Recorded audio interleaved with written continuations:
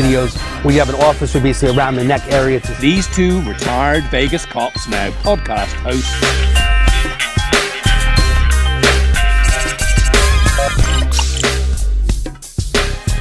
They don't have ID, they can't get into a hotel room. To get them the help they need, especially if someone even gets arrested. A lot of people don't know how the justice system works.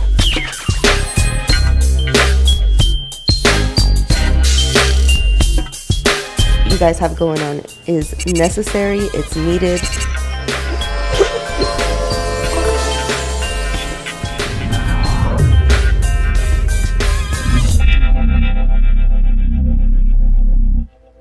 Hey everybody, this is David Kohlmeier, the Problem Solvers. Thanks so much for joining us today, Thursday, 4:30. We are live here talking about problems and how we're helping the community try to solve some of these problems, having amazing different guests, speakers, community activists, nonprofits, politicians, lawyers, doctors, whoever we need to basically bring on the show in order to help solve a problem. Today, as usual, my co-host, Danny, I was about to say Danny Rivera, Danny Miner, co-host. Thanks, Danny. Thank you for having me, Dave. I'm really excited about talking with you guys today. Let's go. Awesome. Beja Rivera actually is the other coach. She's not sitting right now. She's actually outside helping set up ice cream. We have a little bit of an ice cream truck, and we're giving out ice cream for some kids that are, that are from school, a little bit of anxiety going back to school. So we're giving out some ice cream in general. So today till 6 o'clock, if anyone wants to come down right now, it's open and available. It's open and available. It's the first time that we're doing this. We're going to do it next Thursday as well. So again, until 6 o'clock, it's at Sticky Paws Studio. It's 6445 West Sunset Road.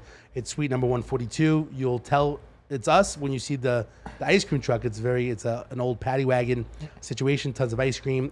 Anybody who wants some, whether it's adult or kid, can come on down.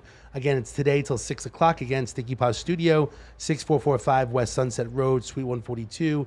We'll do it next week as well, which I'm assuming there'll probably be more people now that we kind of did it today. I did technically place it on a Facebook group with 26,000 parents and students. Oh my gosh. I don't know if anyone's looking at it, but there's free ice cream. So I don't know if these days the gas could cost more money than the ice cream. So I don't know if they're going to really drive out for ice cream. Yeah, that's true. But it's a good time. So anyway, today we have two amazing people. We have Robert Banghart, who is the outreach director with Shine a Light. And we also have George Petty, who's the lead program case manager with Shine a Light. Thanks so much, guys, for joining us. Thanks for having us. Thank you for having us. So these, so it was Robert that was on the show, I think about a year ago when I first started the Problem Solver. And what these guys do, they're going to explain what it is, but I actually did join them one day for what I would call their community outreach and the nonprofit efforts. And these guys are amazing what they do. I mean, people have no clue about your program. That's why I wanted to bring you back on the show, especially because these rainstorms, and you can kind of explain all that. So tell us a little bit about Shine a Light for people that have no clue about your program. Shine a Light is essentially a homeless outreach program. We go into the tunnels each Saturday and build relationships, and we also have the concrete way out, right? We have a real and legitimate way to get them off the streets, place them. We have what we call the I-Path, which is an instant placement with access to treatment and housing. So if they reach out to us, I call George starts calling around where the bed's available, and because we all work in treatment as well, we have those connections. So like all the layers are covered. We're not just going out and handing out stuff, which is amazing. If that's what you do, that's amazing. You know what I mean? Right. But we try to focus on the true and honest way out, the real pathway off of the streets and staying off the streets. Awesome. So how long have you been involved in the program? Well, I was actually scholarshiped in to treatment 4 years ago through a scholarship through Shine a Light. So it's 4 years. It's been every Saturday for the last 4 years. Every Saturday for the last 4 years. Yeah. And what are the hours again when you go out? Saturday, what time? We meet up around 7:45 at our office, gather up all our supplies, split up into our teams because we have different paper routes for each lead. And I was explaining that earlier. We have each lead has its own set of tunnels. So that way that one lead goes to that area every single week, and there's one familiar face always. Okay. So when it's 7:45, and then what time do you leave? Like 8:30? Usually 8:15, yeah. 8:15. What time do you guys normally get back? It depends. As we've grown, obviously we've been able to, with the hotter weather, we've cut it back a little bit because we have so many teams. We're back by noon. By noon, okay. And by the way, if you don't mind, when you guys speaking, just speak more into the microphone, because not that it's sensitive, but I think I always say to eat the microphone type of thing, which sounds funny. But just talk a little bit more into the microphone. You can move it as well, so if it's more more comfortable. George, how long have you been involved in the program? Same story for me. I was scholarshiped about 2.5 years ago. Okay. And I just fell in love with Shine a Light from the very beginning on what they were doing. So to make it really simple for people, because I feel like, so in regards to Shine a Light, how do you explain Shine a Light, the words? Like, where did it come from? Because I got a little confused in the beginning. Shine a Light was actually a name by our named by our founder. His name is Matt O'Brien. He was writing a book. There was a gentleman named T.J. Weber. He had killed some people and ran into the tunnels to hide. Okay. And then, escaped this big dragnet. And Matt was an author. He went down and was writing this book, and he stumbles on these people living down there, and he just started building relationships. And I believe he was only doing it for about 6 months when he met Paul. Paul is our director. He took Paul out once or twice and just said, hey, I'm going to El Salvador. I've got a teaching job down there. He left. Paul took it over. At the time, Paul was working at Freedom House, which is a treatment center, the same one that George and I both came through. And he starts to develop what the rudimentary beginnings of what we are now. You know what I mean? How to get them off, get them into detox, get them into treatment, right? Because they're homeless, they're dealing with traumas. It's not just addictions, it's many other things. And how do we get them all the tools they need to truly and honestly become a successful part of society again, you know? I agree with everything you're doing. I just want to tell you thank you from all the residents here in Las Vegas that you're helping these people. Yeah. My daughter, I was telling you a little bit before the podcast, my daughter just got her, she's a therapist. She just graduated from UNLV with her master's degree, and she went down in the tunnels with your group, and she said it's amazing work that you guys do. It changed her, believe me, just seeing everything down there and what you guys do. Let me ask you this. Have you seen more people now since the pandemic and rise in prices, and have you seen more homeless people is what I'm saying down in the tunnels because of all of this? I would say that it's gone up a little bit. Right. I wouldn't say that it's been anything drastic. I thought after the pandemic for sure and all the relief efforts that it would be massive, but that I don't know that truly transpired, not at least underground in the washes. Right. Now we just had rain. What happens down there? I mean, I don't know. I don't even know where the tunnels are, to be honest with you. What happens when it rains? Does them tunnels fill up? Do they have to get out of there? Is that what happens? Oh yeah, definitely. We went out, was it a week and a half ago? We went out for 3 days in a row. Okay. Just checking in, you know what I mean, seeing they're all right. And all the stories I heard that the water was up to their knees. Right. And everything was wiped away. And it only takes 6 inches of water to take you off your feet. Yes. Oh my gosh, it must be so scary when it's going to rain. They must want to get out of there as quick as possible, I'm assuming, right? Yeah, and my story is this. When I was out there, I had this illusion that I was like a survivalist, right? Because I'm out there, nobody, it was not true, but that was the mentality that I had, because I'm surviving completely on my own, and I started to get in tune with things, if that makes any sense. Okay. I knew you could look up and you knew what time it was just basically by looking at the sky, right? And it's essentially the same thing. You see the weather coming in, and it would probably surprise you how well the communication is, right? If you drove by a tunnel right before it rains, you see them coming up. They know. I mean, there are some that won't come out, of course. That's always a story. But in a general way, I feel like they're not usually surprised. They're more surprised by the storms in the mountains where the water comes down. Right. That's where you see the injuries. I don't know if this is the right way of saying it, but I always say look, we are animals. People say we're a creature of habit, stuff like that. But I look kind of animalistic in regards that if we're in the forest or whether we're in the concrete jungle, right? You're watching the weather or you're listening to sounds. I mean, it's all about survival. So I mean, I can understand that aspect. So when they were on the show a year ago, it's been a while, I decided to go down with them, and actually George was, I guess, what do you call it, team leader? Yeah, I think I was a team leader at the time, and I didn't even know you were, but we went out and we had a good time. Yeah, so, what was interesting is when I was a cop, and just to recap, I was a cop in Henderson for 13 years and NYPD for 4. I went to tunnels, I forget certain tunnels, but I never went this deep. These guys go extremely, extremely deep. I was a little nervous. We were walking, right, and we went so deep that, I went maybe, what do you call it? One little tunnel, not even a tunnel, the overpass, a little bit. Maybe I went to the other side. These guys know where they're going. It is incredible. Honestly, it's a city within a city. Yeah. And you can actually go, which I think last time Paul was on the show, right? Yeah. Director. He was saying that he could make it, because I actually brought up the spot where he used to be at. It was at St. Rose and Eastern in Henderson. Okay. And he was saying that you could make it from there all the way to the South Point. Wow. You could make it as far as possible, right? Yeah. There's How far do you think? 600 miles of tunnels in Las Vegas and still growing. So. Yep. What's the furthest would you say that you guys have ever gone? Well, I know my tunnel that I was at, it would go from Arville all the way under the Orleans and let you out through the park. and that's a good half a mile to a mile. But I could make it through in the dark. So you can make it through the dark. I mean, you could basically sense your way. Yeah. Yeah, you said it earlier. Right? You become used to your surroundings. Like if you woke up in your house right now with no power, could you make it, to your front door? Could you make it? Of course, because you live there. You've walked it around, like that muscle memory. Yeah. It's very similar down there. Like I don't even use a flashlight that much anymore.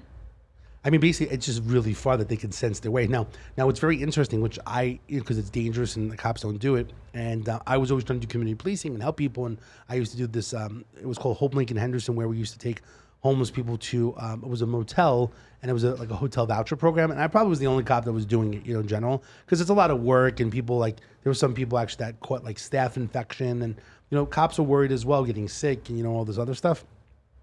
But I would take him to a hotel that was like really south on Boulder Highway. It was a cheaper hotel. They accepted the voucher program, and then I would put them somewhere, let HopeLink know, and then basically a case manager would come out and try to help them in general. And sometimes I would get them food and some different things. But what's interesting is that there is such an underground. Like if someone was actually like us being retired police officers, if someone's like selling drugs or transporting, they would just go through the tunnels and transport it through the tunnels. Yeah, wow. But I mean, we would never go that deep. It's dangerous. The people know the area. Yeah. But what their job is that the more times they show their face, it's like, hey, is this a time that you need help? Do you want to come out? And you probably don't remember, but so I was with George, and we went all around, and it's definitely it's a hike. I mean, I'm probably more out of shape than I was years ago. I mean, it's definitely some exercise for what these guys do, and they drive to different locations. And for the day that we went, I'll recap the story because you probably don't remember. You've gone out hundreds of times, but we went to one spot. And there was a woman that we spoke to, and these guys are like more senior. They know what they're saying. Like I'm just kind of standing by. The woman basically had like a cardboard house and like some curtains over it. And George, and I think there was someone else, convinced them to like, hey, it's time to get some help. We'll take you to, what's the place in Charleston again you guys work with? Crossroads. And they convinced this woman to go to Crossroads, but she wanted to like secure her property.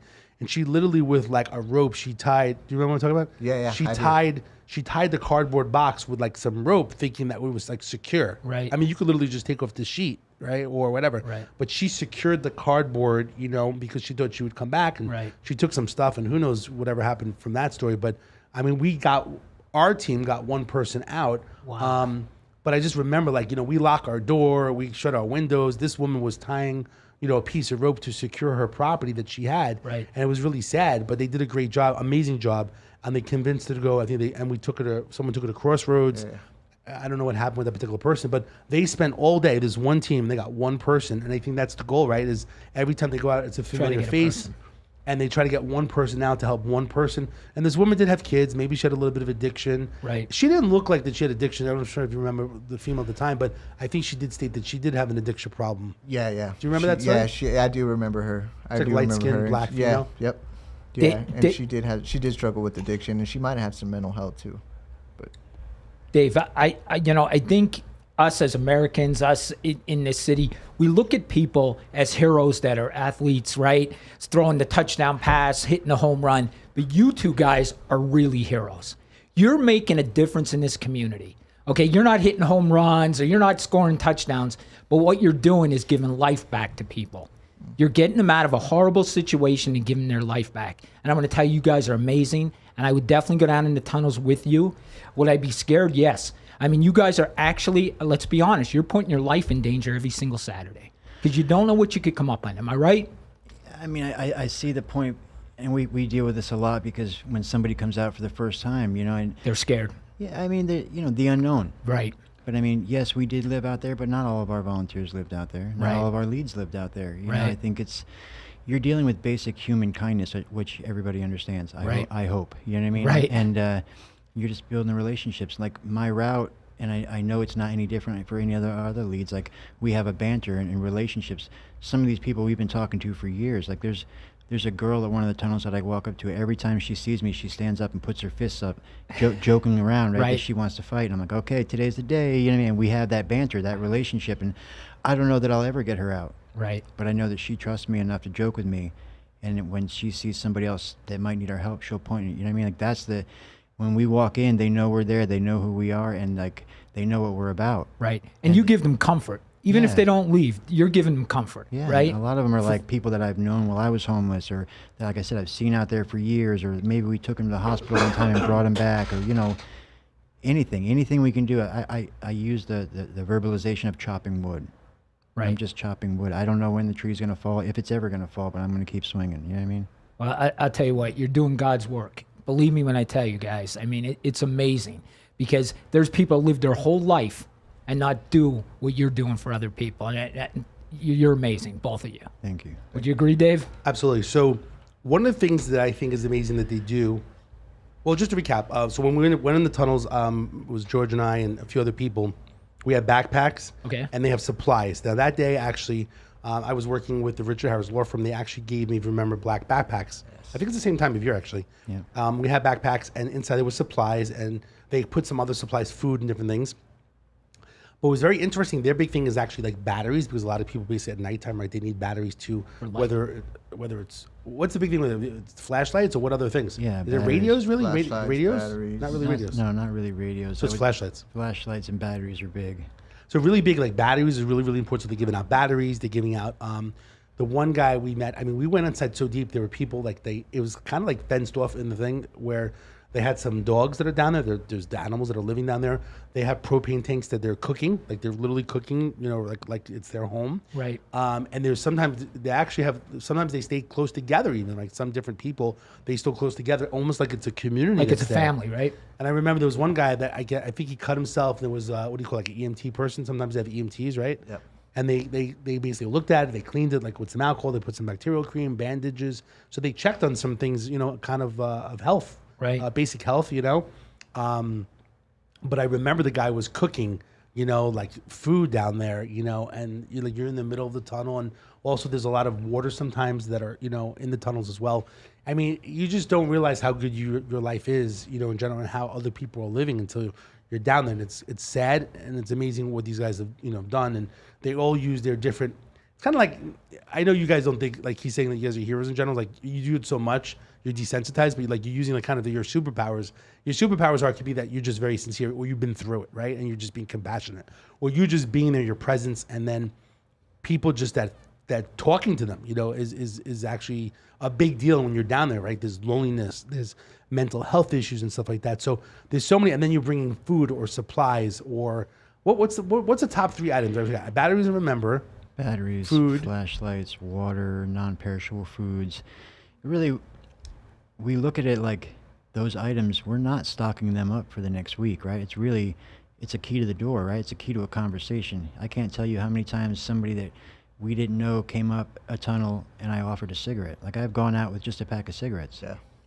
Something to offer to open the door to the conversation, to soften them and then begin. And with obviously I'd like everybody to come out the first time I meet them, and I think I've only had 1 or 2 people like that in all the time I've been doing it. A lot of them, it's over time. You kind of, you build. They got to something. gain your trust, right? Yeah, and then, unfortunately, they have to get in enough pain too, right? Right. Because really, what we're asking them to do is to leave their entire world. It's like if a billionaire came down right now and told you, give up everything you have right now and come with me for a better way of life. He's a billionaire, but there's still fear there, right? Like, this is what I know, this is my life, and essentially it's the same thing for them, right? Like that cardboard box and the sheet, that's her whole world. And she is walking away from her entire world to go with some people that she sees every Saturday and hoping that everything they told them is true. Right. That's amazing. And you're right. I don't think people realize that's how they're thinking. That is their whole world. That cardboard box, that blanket, that gives them comfort. So I totally understand what you're saying. Now, I watched a documentary on it. I saw even people with beds down there. Is that correct? Oh yeah, they're very beds and everything, very right? Ingenuitive. Yeah, I've seen everything from scooters that ran into batteries, at lighting. I mean, everything. Oh, I got a question for you guys. I'm sure people want to know. What about COVID? What happened during COVID? Did you guys still go down? Was it tougher? We slowed down for a little bit, but we were doing check-ins but everyone was wearing masks, I guess, too. Oh yeah. It must be hard just breathing in general, right? Just going down there with masks. Maybe those, what do you call those, lizard things? I think our perspective was that where we've come from, wearing a mask isn't really that big a deal. I got Yeah. I mean, like, it's I There's a lot, understand, yes. there's a lot worse things that. Yes. yeah, like we've been through a lot worse Yes. things. So. But it seems like every day, you know, I'm thinking like if you guys went down there, like these days you have to be politically correct to wear it. Like these people that are politicians, like everyone's wearing it. But when they're not on TV or something, they're not wearing it. Were you guys like actually enforcing it? Oh no, we were the volunteers that went out was like our core group. We weren't taking anybody else out. It was smaller groups just Small doing groups, okay. check-ins, and we were all wearing our masks. Right, right. You know, I just like I said, there's so many other. That's like the least of the issues, probably. Right. Did you meet anybody out there during COVID that like had COVID, like they were really sick? I never saw anybody that was sick. A couple Right. people said they had it, but Okay, it's interesting. During like a pandemic, now you're talking about being homeless in general. I know. Could you imagine? What's the main? I want to just pull up the website just to go through it. What's the main website that you have? Is it shinealightlv.com. shinealightlv.com? So we're looking here for whoever's watching. This is their website. So shinealightlv for LasVegas.com. There's different information in general that they have specifically. Is that a main video that you have? It is. Actually, if we do play the video actually and then sound, maybe. My name is Robert. I'm the outreach manager for Shine the Light. We're an organization that goes out to the tunnels every Saturday under the city of Las Vegas looking for anyone wanting a way out. Las Vegas has over 600 miles of tunnels and washes in our city and about 1,500 people homeless living in them. We offer them a way out through detox, housing, inpatient facilities. We bring out supplies each week to help build that relationship and then open up conversations that allow us to explain what we do.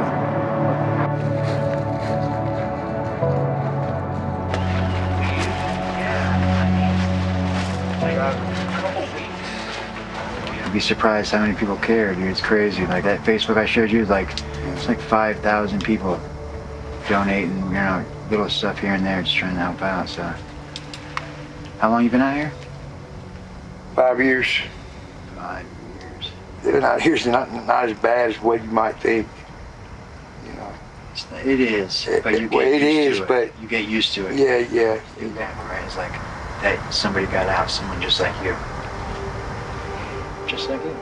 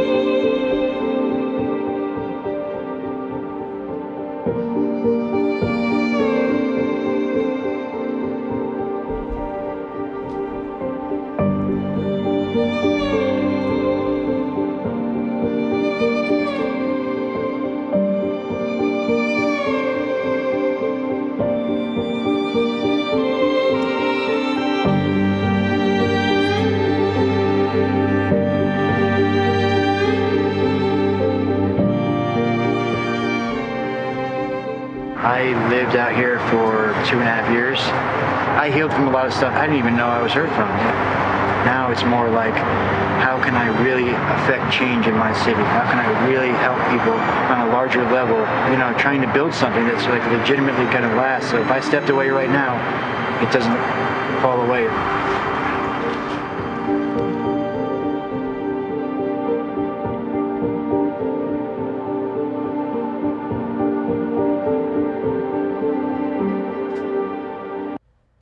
All right, the video is like, you know, you can feel it. That violin gets me every time. I'll be honest with you. As I get older, I get a little more emotional. A couple things I've seen in that video. One is when you were talking to that guy, and you said, I got out, you can get out. And you can see that his comfort was, well, it's not that bad. I got this. You can tell he was comfortable. The other thing I saw was somebody had an American flag. I saw that briefly, and I was thinking to myself, you know, they're displaying the American flag, but yet they're homeless, and they probably think maybe the country doesn't care about them. So that brought me a little emotion too, because they still love America. They still, you know, it's just so amazing what I see there. And I pass the Rio all the time. I saw where you guys were at the Rio there, and I see that all the time right there. So it's just totally amazing, guys. There's a spot in the Rio Tunnel if you go all the way in, and you can look up and you can see the Caesar's Palace. Really? So it's like the contrast between the two is it's right there, billion-dollar corporations, and then right down below it's a whole community of people that are homeless, undeserved. One thing that always strikes me, I heard a number, I've seen a number a couple times of how many people in America live paycheck to paycheck. Oh, yeah. We're all one paycheck. Most of us, 75% of America is one paycheck away from being homeless.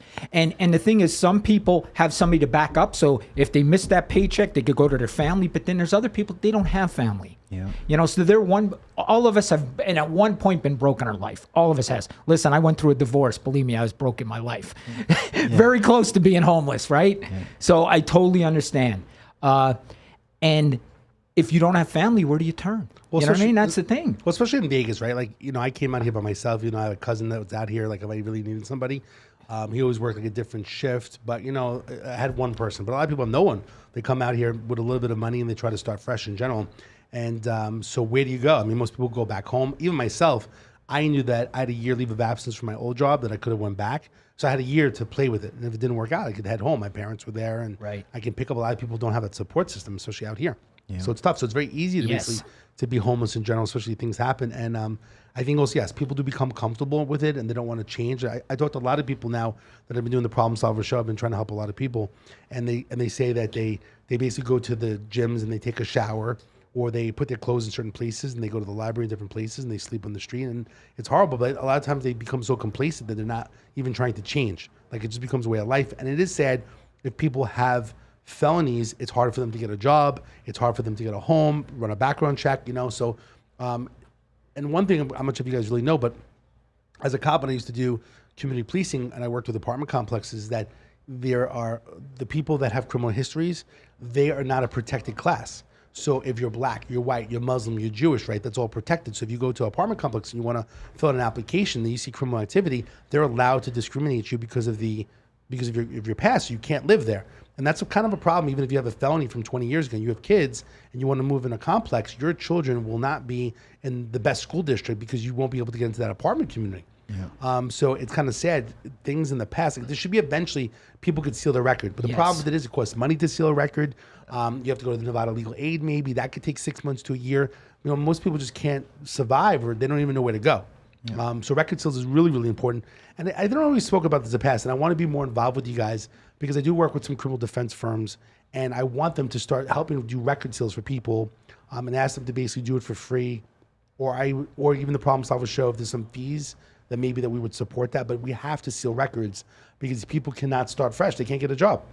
Even though there's certain places, like I think Walmart, other places where basically if you have a past, like you can get a job. But we need to seal records for people if they want to, get other jobs. I'm assuming you agree, right? Oh, absolutely. And I think there's a certain amount of time that has to be passed in order for them to seal that record also. So that someone that's 2 or 3 years sober is not going to be able to seal a felony that they have to wait 7 years for, so it is a problem. I mean, domestic battery, DUI, normally it's it's 2 years, it's 7 years for DUI and domestic battery if you're convicted, long time. But if it's basically reduced to reckless driving or something different, then you could do it within a year. That's just the misdemeanors, but the felonies, that's a problem. Some it's changed a little bit, and I think it's reforming. But the problem is, right, you got to figure it out. When was the case closed? What lawyer is going to help me? They're going to charge me money. I have no money. You get upset and depressed, and basically you just don't want to deal with it. Yeah. So I kind of want to work with you guys a little bit more. Like anyone that has, especially warrants and traffic stuff, I like to help basically use the local law firms that I work with. So one of the things we work with, Las Vegas Legal Network, which is a network of different attorneys. I would ask them to help out. When we first started this, it didn't really exist, when you were on the show. So I want to get more involved with anybody that has warrants or traffic tickets, anything we need to help people kind of clean it up. I want to be that main person. Maybe I can come by once a month and people can come to me again. I'm not an attorney. I'm always basically referring them to the right person, getting their name, their information, giving it to the attorney, and the attorney would take over that specific case, Yeah, I think it's one of many things that become these roadblocks like we talked about. They're living paycheck to paycheck before they become homeless. Once you slip through that, it's very hard to come back up. You know what I mean? It's very hard to get off, and then you hit all these roadblocks. Right. Absolutely. Dave, I want to quote Tupac Shakur. Go for it. Oh, fire. What he said was in his one song was, I didn't commit a crime that I didn't have to commit.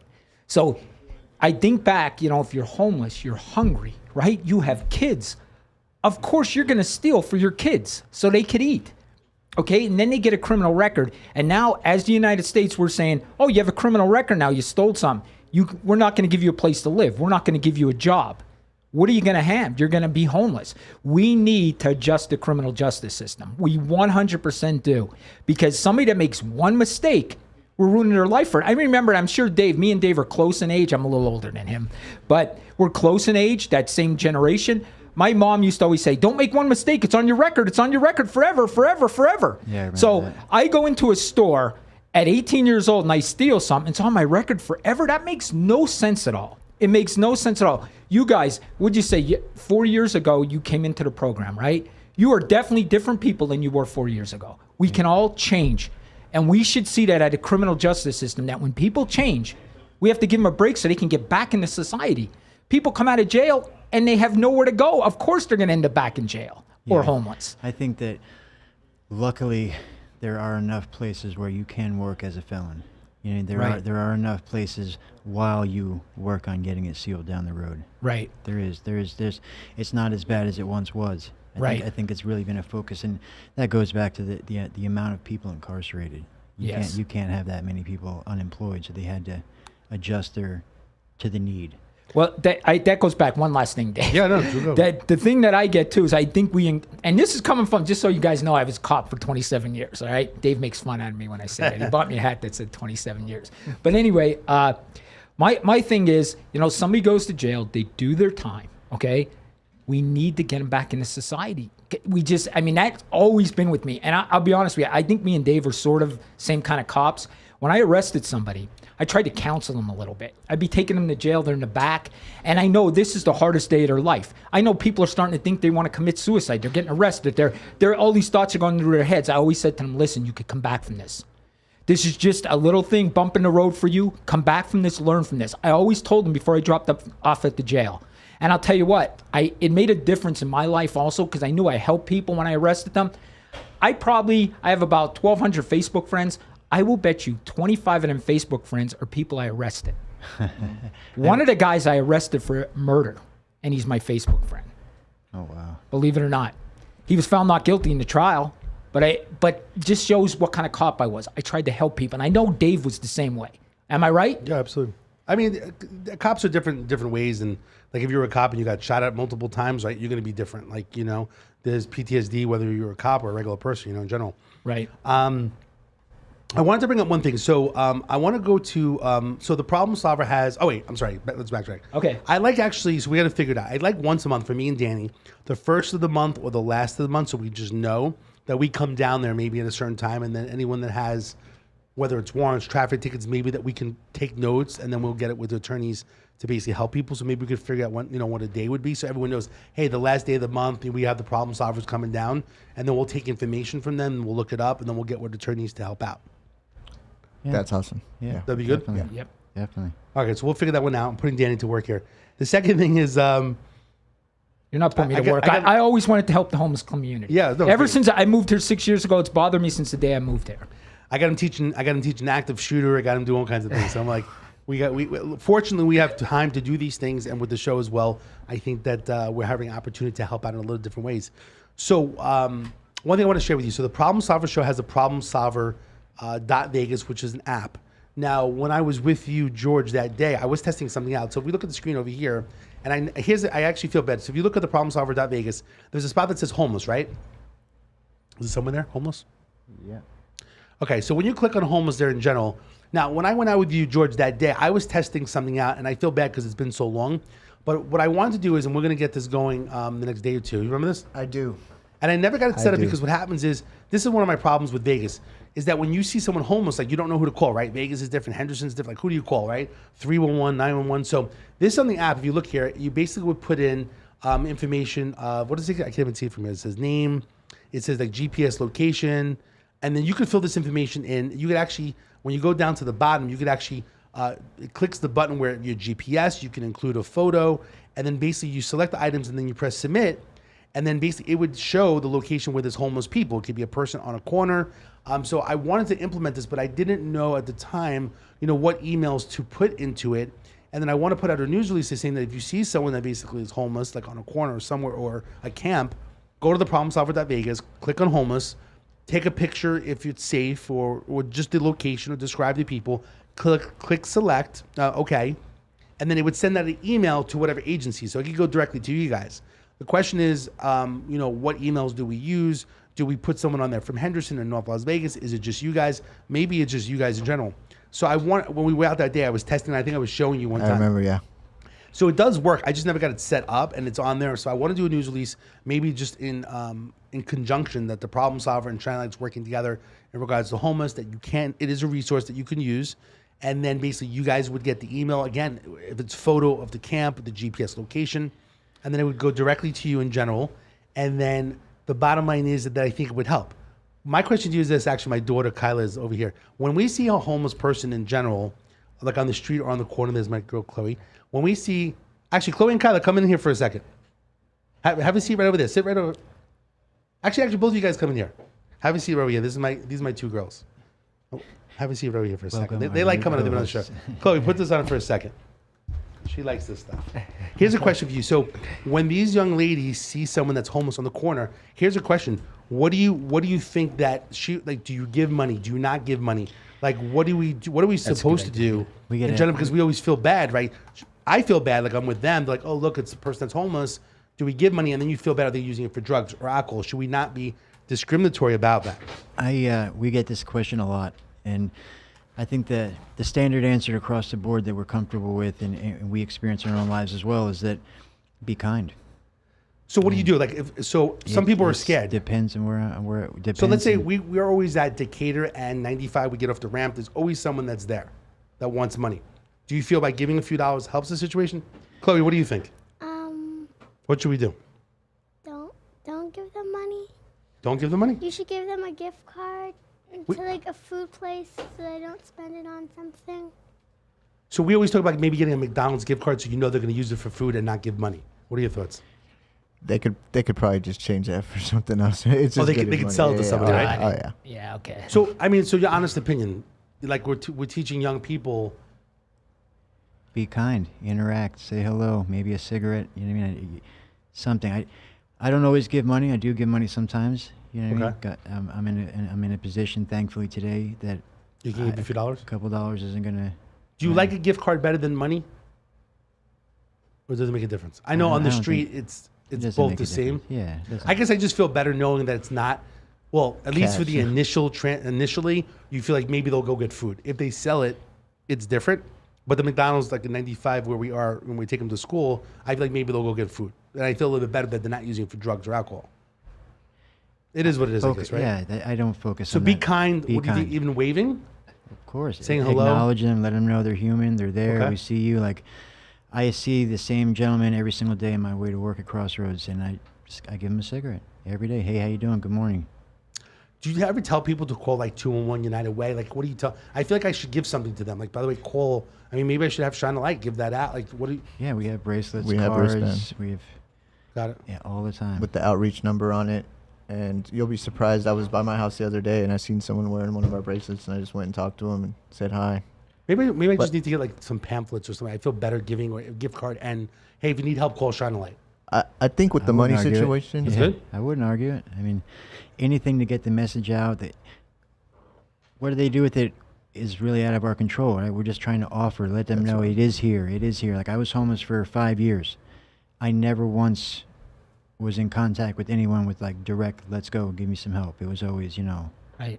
some pipe dream, I guess. And you're dealing with a population of people that are disassociated. Right. Okay. And what I've learned over time is that, like I said, it takes months for most people to accept the help. Right. Because we're chipping away.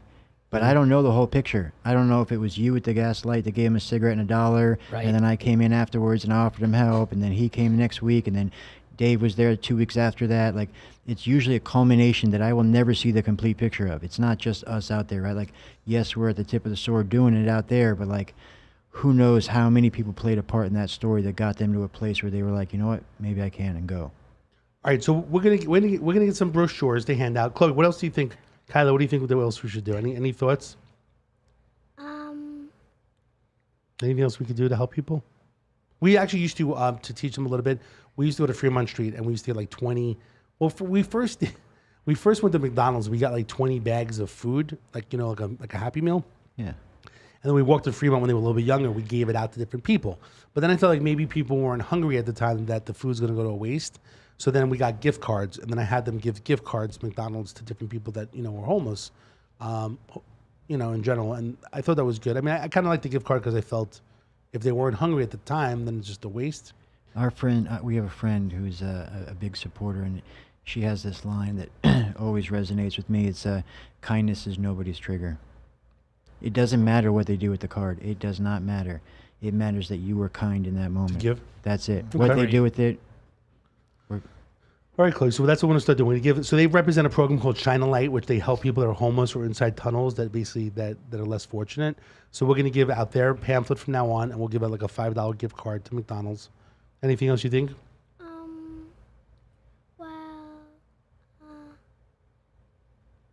I guess we'll wave now, and we'll acknowledge them because they're human beings. Sometimes we forget that. We just see them, we try to block them out, which isn't good either. But I think people also sometimes are afraid. When I went with my grandmother, we would give them we would see the same the same person when you're away, and we would give them maybe an apple juice with an apple, and we would make maybe a peanut butter sandwich with jelly. Okay, great. Give it to them. That's awesome. You guys are amazing, and we're going to start doing more. Okay, when we drive around. So we have the ice cream truck outside. Kyle, you want to say anything? Anything? No. All right. Why don't you guys get some ice cream? Did you already get? If you want to get one more thing, we have a camera. Show the camera how it works outside that we could see. Yeah. So I see there's a long line of people waiting for ice cream outside there. So if you want to go out there, and you can wave, and we'll basically put you on the TV screen, okay? You want to get one more thing, we'll tell the guy, okay? All right, so go outside, go get some ice cream. Thanks for coming on. That's Chloe, who's just turned 8. This is Kyla, who's basically... Kyla, how old are you? 6 years old. 8 and 6. Beautiful kids. These are the future problem solvers right here. Yeah. Yep. Okay, go outside, go get some ice cream. Okay, so great. All right, so one last thing. I set up this new domain name. I'm into domain names, and I'm into vanity phone numbers, right? So when you guys, the other day, I know that you have, I know that you guys are looking to basically have people the wish list at Amazon. So you guys sent me this link, and I always laugh. It's http dot blah, blah, blah, blah. I'm like, how do I send this to people? How is it easy for me? So I came up with this thing called www. We can put it on the screen, supportshinealight.com. We'll throw it up on the screen. And so if anybody wants to support Shine a Light, this is amazing because it's a very simple domain. Honestly, it was my creative idea to help out. It's $8 a year. I'm going to keep renewing it. We're going to keep telling people about it. But if you go to supportshinealight.com, if you don't mind, Travis, clicking the button, it takes you to the Amazon wish list for Shine a Light, the nonprofit that's helping people, and you can just go over there and basically click a bunch of buttons for the items that they need so they can deliver it to people that are underground. Yeah. Explain a little bit how it works, you guys, how you pick items. And we'll show some of the items as we talk about it. So the items are just the basic supply items like water, socks, flashlights, batteries, wet wipes, sometimes first aid kits, and then basic non-perishable foods like snacks that'll hold up well. Okay, so basically people can click a few buttons and then automatically the stuff gets delivered to your nonprofit, right? Which is, off of Flamingo? No, we have our offices at Cambridge? On Highland. Highland Avenue, Highland Drive, and then we have a P.O. box that all that goes to, and we just get alerted and go pick it up. So what we're going to do is from the Problem Solver Show, I know Danny's always big with spending money from the Problem Solver Show. He's like, I'm taking money out of my pocket, I'm putting it down. Anyway, so the Problem Solver Show, you can see outside, there's the kids out there, they're waving a little bit. Hey, there it is. So ice cream. So anyway, again, we're doing it until 6 o'clock, some ice cream is the first time we're going to do it next Thursday as well. And we're going to take some of the video feed and put it out there in general just for kids. And I guess my kids are having 100 pieces of ice cream probably today. I'm going to have some too. So anyway, so what I want to share is that we're going to take $500 from the Problem Solver. We're going to spend one day today. We're going to click a bunch of buttons to mail some stuff, from Amazon, from the Problem Solver Show. So we will donate $500. We'll pick a bunch of different items and they'll get sent to you. Maybe myself and Danny will come out one day as well. Just to experience. I always felt a little funny with that day I went there. I didn't want it to be I'm a tourist, walking around. I kind of felt that a little bit because you guys have a pack of people that normally go out. So sometimes I feel it's not we're trying to glorify, homelessness, right? We're trying to help. But I felt that day because, you guys have a core group of people. What's your thoughts of that? With Like, the- do you feel the people that come, are they like, most people are, when you're an outsider coming to your group on Saturdays, is it the people that are coming where they're trying just to really see what's going on? No, I I genuinely felt a little, think a I lot guess of I felt a people are little out awkward there. because I wasn't really- part of the group. You know, I was like a visitor that day. No, I think you're genuine, and a lot of people that do volunteer to come out with us are they just genuinely want to help. Okay. You know what I mean? I think- You talked about our Amazon wish list. We also have a way to be a monthly donator Okay, tell me about that. for housing and treatment, and it's on our website. Okay. So even $15, $20 a month can go towards treatment and housing for one of our clients. Awesome. Yeah, we currently have 70 active clients right now, Okay. and we pulled close to 200 out this year. Okay. But cool. 70 that are actively with us in the second, third stages of their treatment, their housing, getting employment, all that kind of stuff. So the monthly donations have been a really big help. Awesome. Is the multi donation through the Amazon wish list? No, it's a separate link. I'll send it to you. Okay, separate link. Okay, so we'll add that out. We'll do a few things. We'll add Channel Light on a few different things in general. We'll spend $500 of different items in general. We'll let people know from now on, support channellight.com if you want to help and click a few buttons with some money. And other people are going out there doing the work, really dropping the stuff off. So if you want to be part of it, I think it's great. I wanted to touch one thing real Yeah. quick. What you were saying about feeling like you're an outsider, I think what I've come to learn over time is this, that my job and George's job and our leads jobs, we are ambassadors for this thing. We need to bring more people out. We need to have you guys there and all the people that come out. And we have new people every single week, right? Because every time, now that you've been out there, now you see the truth, right? Like we talked about this earlier. When I don't know, there's fear involved. And when I'm in the unknown, I'm believing rumors and stories. And I think you've seen it your time out there, like nice people. Right. You know what I mean? For a multitude of different reasons, they're out there, but they're not, it's not what you think it is. You know what I mean? And once you've gone out there one time, now you're the ambassador. Now you're off in your circles of people, and you're off in your circles of people, and the message gets spread out, and that's shining a light on the topic of homelessness in our city. Awesome. One last thing to add, it was interesting when I was down there because something that they do when they walk in the tunnels, they always say "shine a light." What do you say? What's the normal words? Yeah, shine a light. So they're walking through saying "shine a light," coming through. Right? What do you say? Coming through? We or- say knock knock because we're approaching these people's homes. Yeah. You know what I mean? And we want to be respectful. If they say no, do not come up, we're okay, we're gonna leave some stuff right here for you. And Awesome. we just go back the other way. Yes, they're actively walking through the tunnel saying "shine a light, shine a light." What do you say? You say "knock knock"? Yeah, we'll say knock knock. Everybody has Okay. their little shtick. I Their know shtick, right? Paul likes to whistle and yell "oi," just you want them to know you're there. Yeah. We're not surprising And nobody. that makes it a little bit safer. And also, they know by you keep saying "shine a light," they know the program, or they don't have to feel like it's the police. Yeah. Looking for them in general like that. So they're literally in the tunnel saying "shine a light, shine a light." A lot of times I'll walk up and I'll say shine a light, and I can kind of tell someone's in the tents, like if it's in a row of tents, and I'll even say, we're just volunteers. We're here to hand out some stuff. You want some free stuff? Like joking. You want Right. some free stuff? Here you go. I got a cigarette. That's always the one. That, Okay. You know what I mean? They're coming out quick. Yeah. All right, so we have what do you call it? Support China Light. We have we're gonna go out. Yep, we're gonna go out in definitely. general, and then we will once a month we'll figure out to come out. Maybe even once every 2 weeks, unless if you have people. I mean, the problem is we don't want to wait a whole month if someone's in a warrant. So maybe it could be once every 2 weeks or something like that. We can figure it out. Or if you have somebody that has something serious, we can come out and we could figure it out and go directly to you in general. So we're gonna work on that in general, and then. Do you like the whole app situation with the homeless and the GPS? Do you like that with getting the emails notifications? I do, as long as it's not pictures of them, like maybe pictures of a marker, or the GPS. Link obviously opens up to where they might be, and we can see if we already go there or not. Okay. You know what I Yeah. mean? Okay, so we'll set up. Maybe one we don't have to share here. Just send me the email that you want, and then we'll set it up. And then if it's okay with you guys, you can talk to Paul. Just that the Problem Solver Show and Shine a Light will collaborating together to basically help identify homeless camps in different areas that you may not know of. They can go online, click homeless, fill out the information. If they want to send a photo of a camping location or just GPS, it'll get sent to you guys. We'll get notified as well, but it's mainly to you guys. And then if you guys can go out, great. Is there anybody else really that's out there? There's other organizations out there. Help. I know the More Team, Lima. There's other things going on. It's not. I don't know that there's anybody that's as focused specifically on underground and the tunnels as we are, but there's definitely other organizations out there. Okay, great. So what we're going to do is there anything else that you want to share? I think we kind of covered all these different topics. Is there anything else, Danny? I just want to share, and I said it again. You guys are heroes. Your organization is heroes. I am a better person today for meeting both of you. Thank you. And I look forward to working with you guys in the future. I think we talked about it earlier.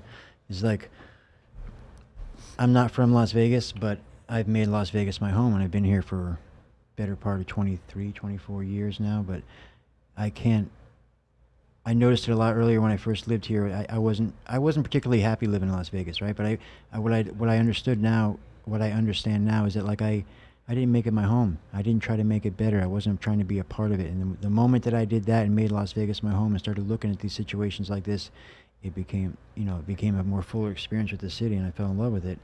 And that we owe, you know what I mean? We definitely owe as people, and obviously we owe as people in recovery. We owe to give back and try to make a difference. Awesome. And congratulations on your recovery also. Yeah, and you touched about here. I think Shine a Light is a community project. It takes everybody in the community, not just 2 people, not just 10 people, not just 20 people. It is a community project. Well, as cops in general, we used to always say that crime is not a police problem. It's actually a community problem. I think the same thing with homeless. Yeah. It's not. It's everyone's problem in general. Everybody that lives in the community, we're all human beings. You could be homeless one day too. So why would you not be involved in the community to help people in general? So again, I appreciate you guys coming on the show, talking about in general. Like I said, I know you guys are gonna hang out next room a little bit, and then we're gonna record for TV and stuff like that after. So if you want to step outside into the other room, and then we'll have you guys step in a minute. All right. And then we're actually going to have Danny. We're going to actually have Beja actually is next door talking to Jesus, and they're going to come in. So Beja Rivera, who's the co-host, she's coming in. She was actually meeting with somebody who was out at Lake Mead. Okay. And actually recovered, was involved in finding the 3rd body that's at Lake Mead. And know that we've been covering the situation. So Jesus is going to, he speaks Spanish. I think it's 40%, 50% English. Okay. So I think Beja will speak Spanish in general, a little bit, explain the story of what happened. I believe it was him and his daughter, basically, that were at Lake Mead and then somehow uncovered. So we'll find out the whole story. Wow. So we're going to bring in Beja and Jesus, and just texting me real quickly right now. Beja, if you could hear us, come into the podcast room. Anyone come into the podcast room. Is anybody else like getting ice cream? Let's see the ice cream truck. Hey, there, no. And just to let you know, this ice cream truck, it's kind of interesting. I love the truck. The guy's really great inside. But I literally posted, in a Facebook group where there's 25,000, parents and kids like that saying free ice cream. But I think these days, like I said, with gas, you come out, it can cost you $47 just to go get your $3 ice cream. Yes. But I'm just glad that our engineer, Travis, is really enjoying the ice cream, because that's what really counts. If I had a microphone on me, I'm sure my face is just covered in Exactly. I'm hungry. I'm getting an ice cream as soon as this is over. So we're going to get some ice cream. Let's have Jesus come on with Beja, find out a real quick story, and then... You want me to go get him? Actually, why don't you go get her? She's probably stuck to the seat somewhere. But anyway, one thing I wanted to share. So we have superfan Steve. He's been really quiet today in general. We have superfan Jason. And Jason actually shared something here in general, which I thought was interesting. He said that no intelligent person, views pro athletes as heroes. Sure. And which is very, very true. So I wanted to share that. Oh, you know what we didn't do? I wanted to do that with Beja with the What's Your Problem? But I wanted actually Beja to be part of it as well. So actually, you know what, we'll do this? As they take the seats, why don't we do What's Your Problem real quickly? Jesus, why don't you have a seat over here? Okay. Wait. Which one? Jesus right there. Have a seat there. Voy a estar traduciendo lo más mejor de lo que pueda. Perfecto. So Beja, so we're gonna basically we're gonna do the new thing we're doing is What's Your Problem? I want to share. There was a problem that someone shared that we'll talk about real quick, and then we'll speak to Jesus. So if you want to put the headsets on for both of you guys. So we have the What's Your Problem? What do you call that? I'm about to say swoosh. I have the image right here, and I have the audio ready to play. Okay, so let's put up the image, and then we're gonna listen to the problem that you're gonna need this in order to listen to. And so basically, What's Your Problem is every single week now. If someone has a problem, they can go onto the problemsolver.vegas. They could upload What's Your Problem, and it could be any type of problem in general. A female basically called and said that she had a problem. We're going to basically just discuss it for a quick minute of what we would do. I'm going to ask Beja to basically see what she's going to do. And then, are you ready to go? This is all Beja, the problem. What's Your Problem is Beja going to be answering the problem. I'm not the problem solver. I'm the problem starter. Okay, you ready? Okay, so we're going to throw What's Your Problem right now. It's going to come up the first time. We're making history now. Let's do it. Right. Beja, concentrate. Concentrate, Beja. Hey, Dave. Hope you're doing well. Okay. So, like, basically, like, I caught the United States postal worker, like the postman, like masturbating outside my bedroom window twice. Like the first time it happened back in April, and I filmed the thing, and I went to the post office and I showed them the video and reported him, and they gave me an 800 number and like all of this. He should have gotten fired like right away. That's not okay. That's like indecent exposure. You know, they knew exactly who the guy was. Then I noticed he was still on my route and stuff, which made me like extra like uncomfortable because the whole situation is just like very traumatizing. But like anyways, like I caught him again 2 days ago masturbating outside my window, like the same guy, and I filmed it and I confronted him all on camera. And so like I want to file like a lawsuit or something against like the postal workers or like the post office for not taking my like complaint seriously. I've been on the phone with them like already today for like an hour. I talked to KTLA, you know, yeah, like this is not okay. Anyways, I don't know what to do, but you're the guy that knows how to do it. So anyways, yeah, I hope you're doing good. Big hugs. All right, there you go, Beja. First of all, do you have children? Because this is like at this point like sex offender. This person doesn't have that person does not have a child. Okay. But anyway, It's how do we solve gross. Beja, how do we solve the problem? What do you think? I'm asking you. I mean, call the police. Okay. So I know the story. She called the police. Police didn't really pick up the phone. So she decides to go out What there. does that mean? They didn't pick up the phone. That's What she does said. that mean? She said they didn't call the police. They didn't pick up.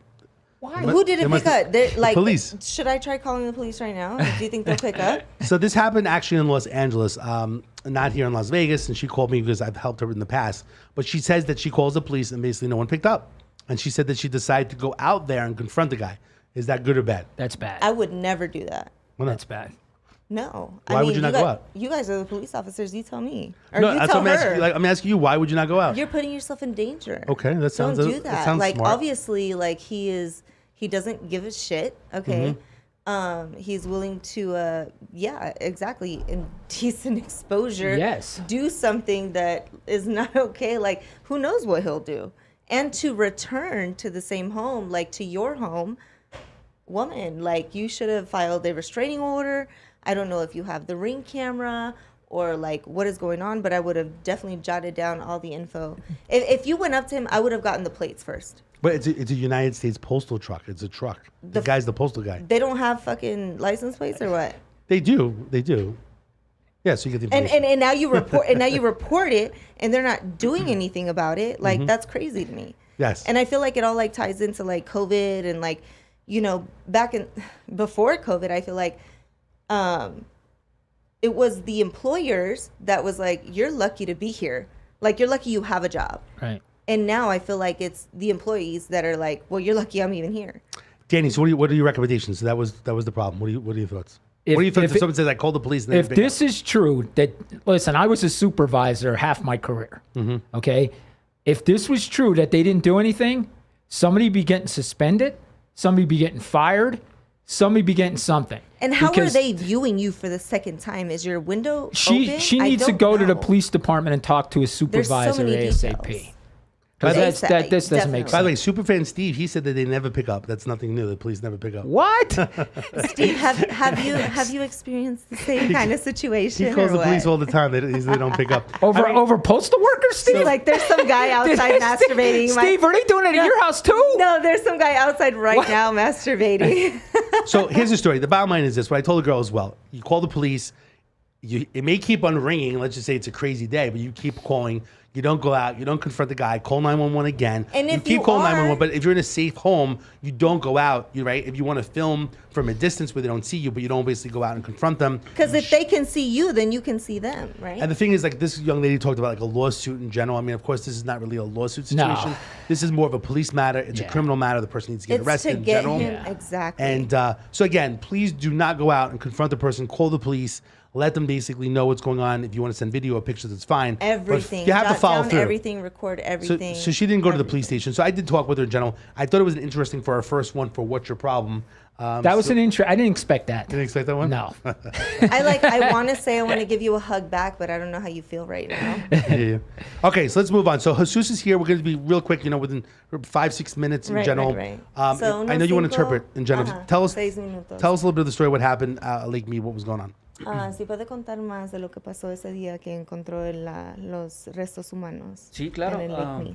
Sí, ese día era como un día normal. Vamos 2 o 3 veces a la semana al lago So nosotros. that day was just another normal day Okay. to them. They go about 2 or 3 times a week, actually. Oh. So they're Yeah. regulars. Sí, a mis hijos les encanta explorar. They love to explore. Hacemos varias actividades. Me too. Doing a lot Yeah, of it's activities. very exciting, right? Right. And, y eso fue algo muy extraño porque nosotros fuimos y llegamos directo a donde estaba el cuerpo. O sea, era como... Perdón. So, ajá. no, está bien. It was just really strange that they were there at the exact location where the remains were. Right. And they, literally just ran right into it. Ujú. Tenía 2 minutos de la tormenta haber pasado y nosotros llegamos. O sea, no había nadie más en el lago. Solo nosotros. El video se puede ver que no había nadie So más. literally, walking up to 2 minutes, nobody else was around, and there's the torso. Oh my gosh. Sí, Was it his kid that came, or was both of them? Like, how did that work out? Like, how'd you, because honestly, I wouldn't even know, I don't think I would think that was a body. I don't know what I would think it was. So what made you think it was a body? So la pregunta es que quién fue que lo reconoció, pues que miró y quién se fijó que era un Cuerpo. cuerpo. Sí. Llegamos y pusimos nuestras cosas, nuestro picnic, cosas y todo. Y yo miraba en el agua en la orilla que algo se movía con las olas del lago. Entonces dije, ahorita voy para allá. Y mi hija, ella fue la que fue. Se aproximó. So they got there, set up their picnic stuff. He did notice that there was something floating in the water, and it was actually his daughter that noticed what it was. Sí, entonces ella lo examinó, miró y volvió hacia mí. Y me dice, papi, hay algo en el agua, luce como un barril, pero parece un body, me dijo, parece un cuerpo. ¿Puedes irlo a ver? Y yo le dije, sí, ya voy para allá, dame un minuto. Me puse mis cosas, mis water shoes, mis shorts y voy a verlo. Fue cuando me tomé mi tiempo para verlo, para inspeccionarlo. Dije, no puedo hacer una llamada que parezca una broma diciendo, creo que es un cuerpo. Tenía que... Ahorita voy a decir. So, yeah, his daughter had pretty much went up to him. She noticed something in the water. Okay. She actually knew that it was, what really she noticed was the pelvis. Okay. And so went back to him. He had put on, his water gear, went into the water, and gosh, that is so crazy to me. Yeah. I mean, Chris, It is. Danny, if you saw that, would you think that's... I'll be honest with you, I don't know. What? How do But you, now that I look at it here, of course you could see where the 2 legs would be, right? You can see that. Well, this is the thing, because I actually spoke to Jesus prior to this, and he has so many details. So, if you want to... Yeah. Sí, claro. Cuando yo chequé la pelvis, dije, wow, es un pelvis bones, right? But quiere ver el So, otro no lado. era solamente su hija que sabía que era un pelvis, pero usted también reconoció que era un pelvis. So it wasn't only his daughter that knew that it was a pelvis, but he also noticed that this is a pelvis. Fue cuando le dije a ella, ok, está bien, yo me hago cargo, le digo, ve para allá. Y fue cuando yo empecé a mirar el cuerpo, a examinar. And that's when he went. He Sí, pushed era- his daughter back, and of course, we don't want children to see Right. that. So then he started examining the body. En el video, The torso, en el video se mira que yo hago eso, saco algo de ahí, era para ver si la pelvis estaba completa. And so he had Para ver taken si era something una- out, una of real. where one of the legs would have Yeah, been, sí. right? Para ver si Yeah. era una real Y entonces. pelvis bones. Entonces ya me percaté de los detalles. Yo revisé el cuerpo 15 minutos, después tomé el video Right. y después llamé a la policía. Entonces le di la vuelta para ver qué había en la parte de atrás, en la backside. Y ya miré las partes del cuerpo, espalda baja, miré detalles que estaba amarrado, la ropa estaba deteriorada, es la parte negra que se mira en el cuerpo, era la ropa. Fue sorprendente, miré todo eso y dije, wow, esto... So first of all, it was very shocking. He, after, you know, taking remains or whatever it was that he took out of what could have been where the leg was, Right. He examined that for about 15 minutes. Then he had turned it over and noticed the backside. Right.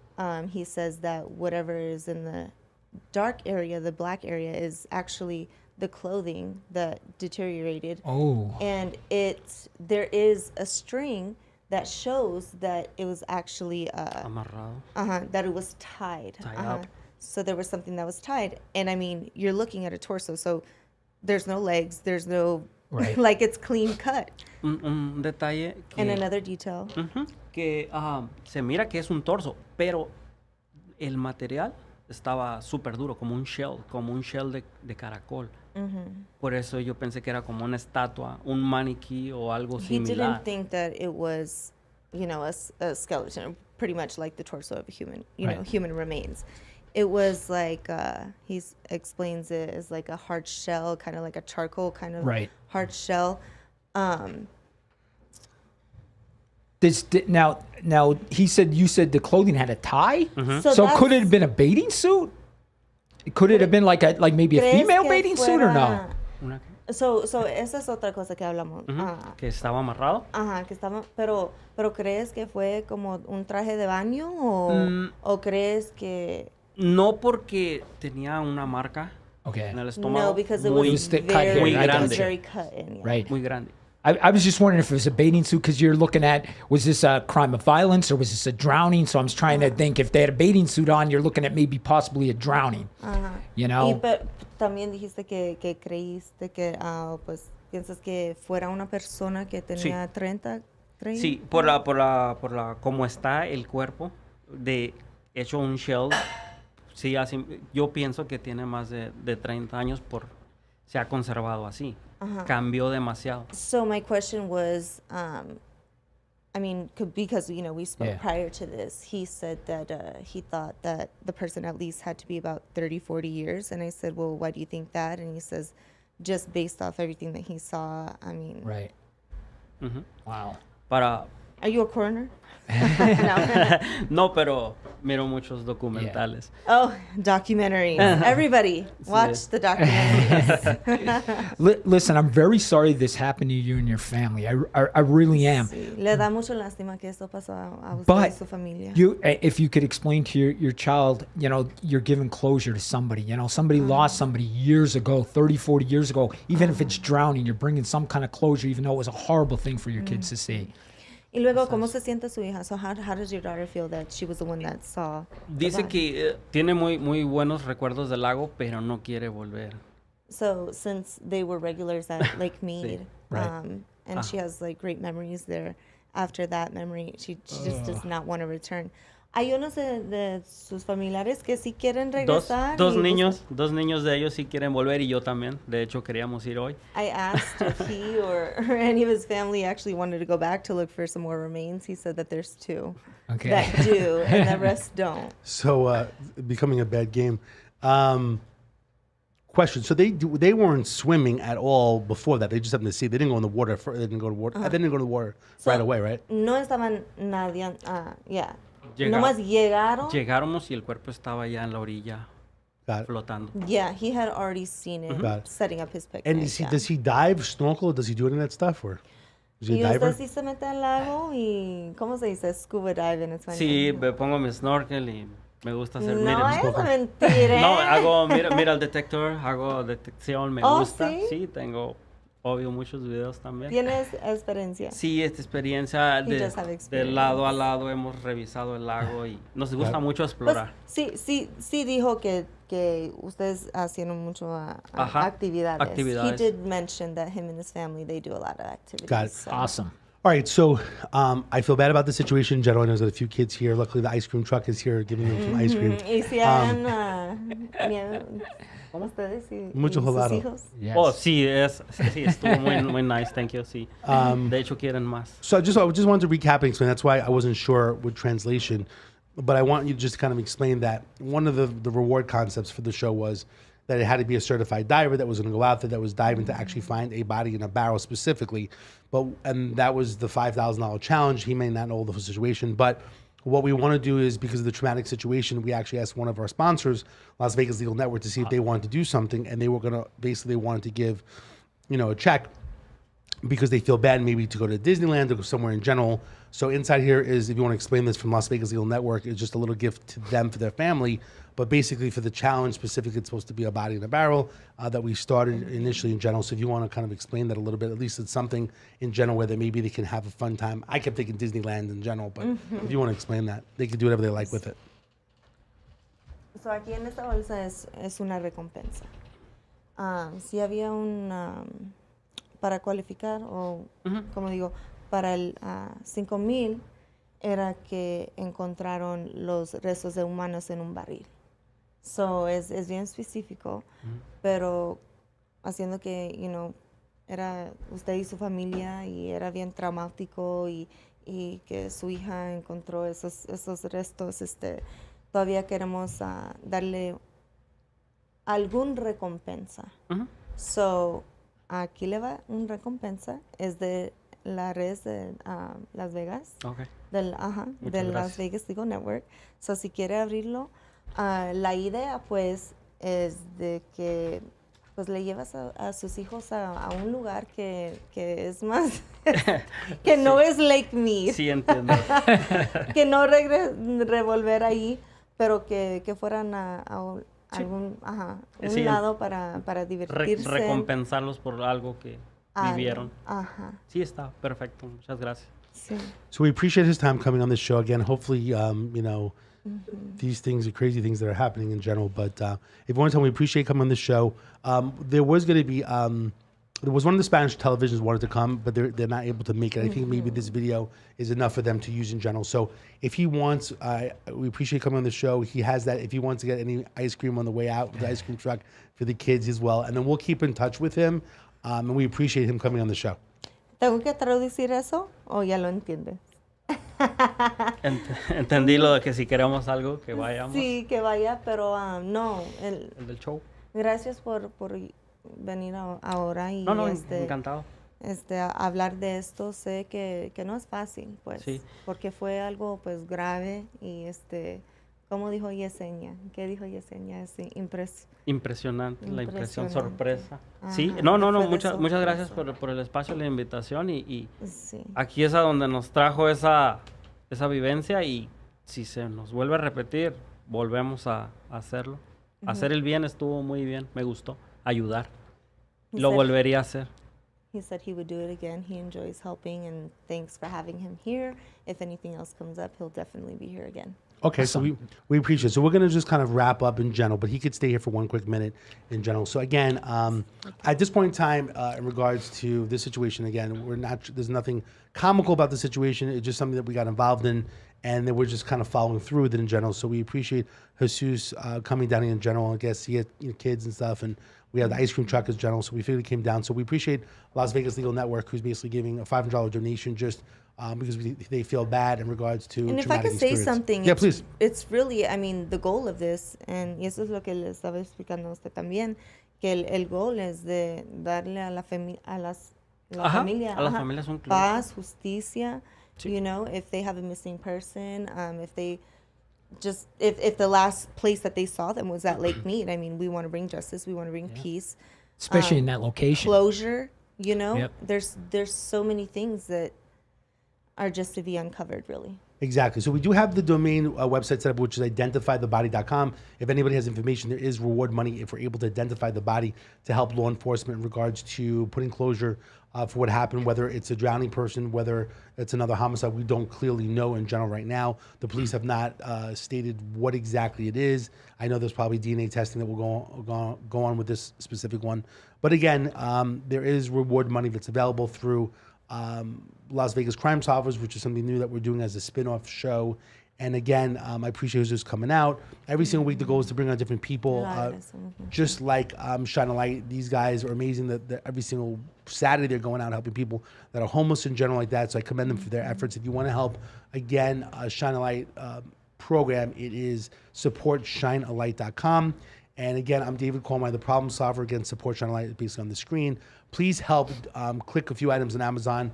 You can spend $20, $50, $100, whatever you want to do to help people that are basically underground until they get, I'm about to say courage, but until they get the concept of that it's time to make some change, or if they have an addiction problem, Shine a Light basically is going out to help people. So please, let's support their program in general. The ProblemSolver.Vegas is an app that you can go on for different resources. We're helping people with employment, with housing, people that are homeless, people that are underground, people that need attorneys. They've been involved in accidents. They've been arrested. They need their records sealed. So again, if you go to ProblemSolver.Vegas, as you can see on the screen right now, we have an app. It has so many different resources.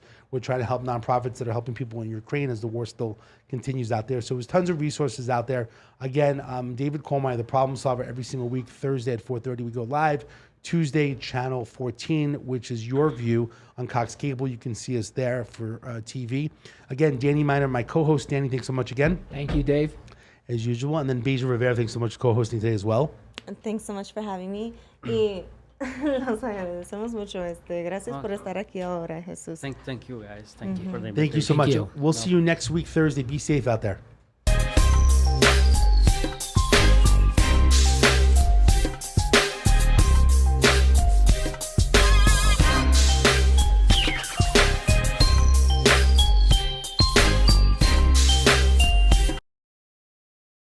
Podcast.